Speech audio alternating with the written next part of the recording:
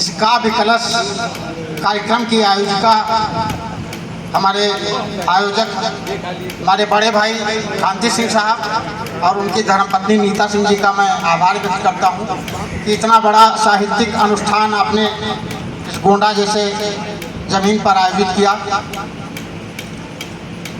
मित्रों, मैं हासगंज का कवि हूँ, देवी पाटन धाम से आता हूँ, तुलसीपुर से आता हूँ और आदरणीय जैन साहब बैठे हुए हैं। मैं जैन साहब को सच बताता हूँ, नहीं जानता था, लेकिन आपकी श्रीमती जी जो अनामिका जी हैं उनका मैं बहुत बड़ा फैन हूँ।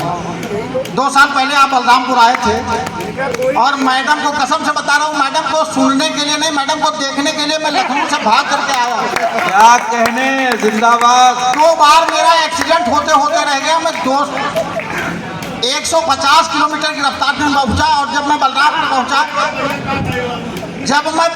पहुंचा तो अंतिम कवित्री के रूप में मैडम खड़ी थी।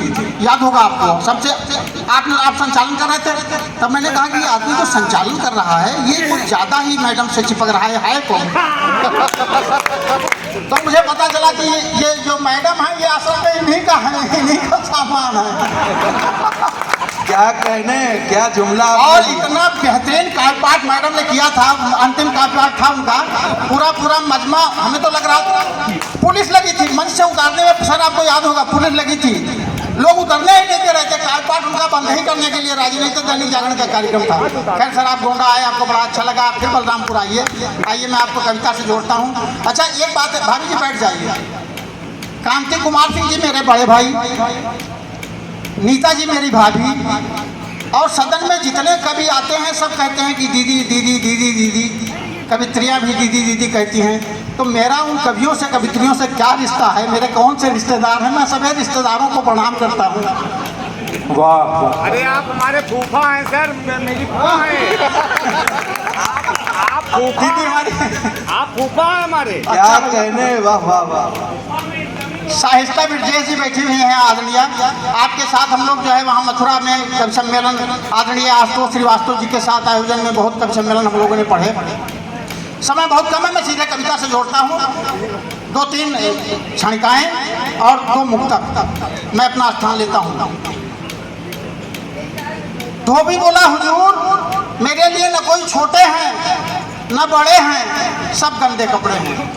धोबी बोला हुजूर मेरे लिए न कोई छोटे हैं न बड़े हैं, सब गंदे कपड़े हैं और धुलने के लिए मेरे पास पड़े हैं, और धुलने के लिए मेरे पास। क्या कहने, वाह वाह वाह। उसके जीवन का हर दिन रंगीन और रात सुनहरी है। उसके जीवन का हर दिन रंगीन और रात सुनहरी है, क्योंकि पति है कवि और पत्नी बहरी है। उसके जीवन का हर दिन रंगीन और रात सुनहरी है, क्योंकि पति है कवि और पत्नी बहरी है। भागते हुए को खदेड़ते हुए से मैंने पूछा माजरा क्या है। भागते हुए को खदेड़ते हुए से मैंने पूछा माजरा क्या है। वो बोले हम हैं कवि और वो अपनी ही धुन रहे हैं, अपनी कविताएं तो सुना दी हमें, हमारी नहीं सुन रहे हैं। 2 मुक्तक।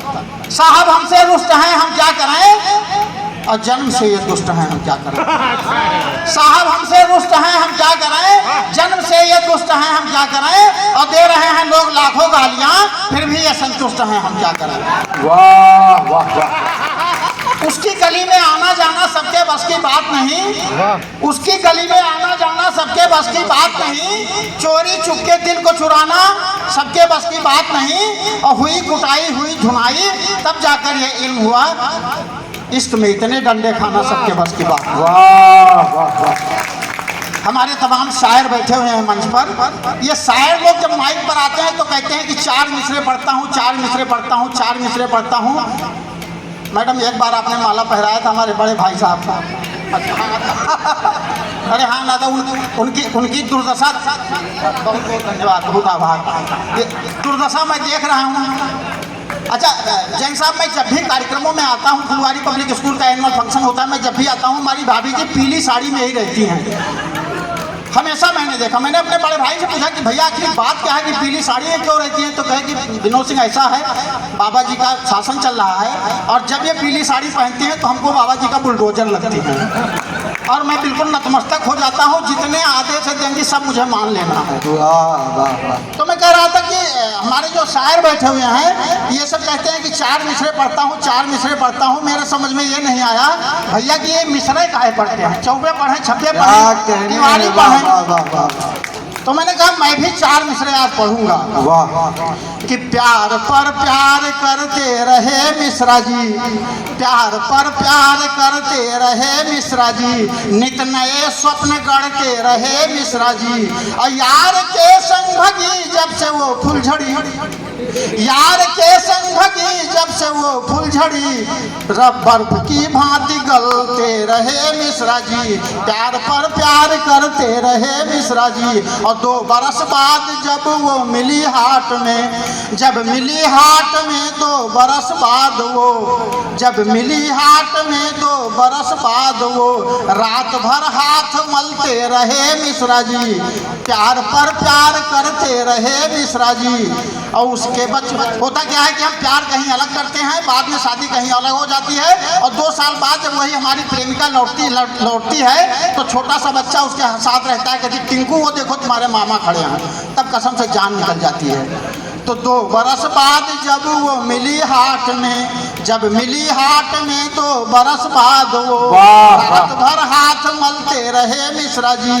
और उसके बच्चों ने जब उनको मामा कहा, उनको मामा कहा, उसके बच्चों ने जब गज जमी भर में गढ़ते रहे मिश्रा जी, प्यार पर प्यार करते रहे मिश्रा जी। और एक मतला और 2 शेर सिर्फ। हम मिश्रा जी चले गए, भगवान की आत्मा को शांति दे। एक मतला और 2 शेर कि एक बार तो देखो जरा तुम दिल में उतर के, मैडम सुनिएगा, एक बार तो देखो जरा तुम दिल में उतर के, दरवाजे खुले रखते हैं हम आज भी घर के। एक बार तो देखो जरा तुम दिल में उतर के, दरवाजे खुले रखते हैं हम आज भी घर के। और जब भी तुम्हारी याद सताती है सुबह शाम, जब भी तुम्हारी याद सताती है सुबह शाम, 2 घूंट पी ही लेते हैं हम जाम जहर के। अरे दोस्त मेरी बात पे तू कुछ तो कर यकीन, हम कैसे बता दें तुझे हालात शहर के। और रहबर भी आए वक्त में रहजन हुए यहाँ, जाने तो यार धोखे हैं ये अपनी नजर के।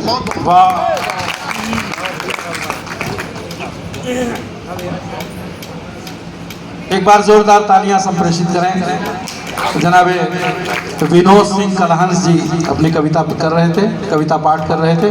क्रांति जी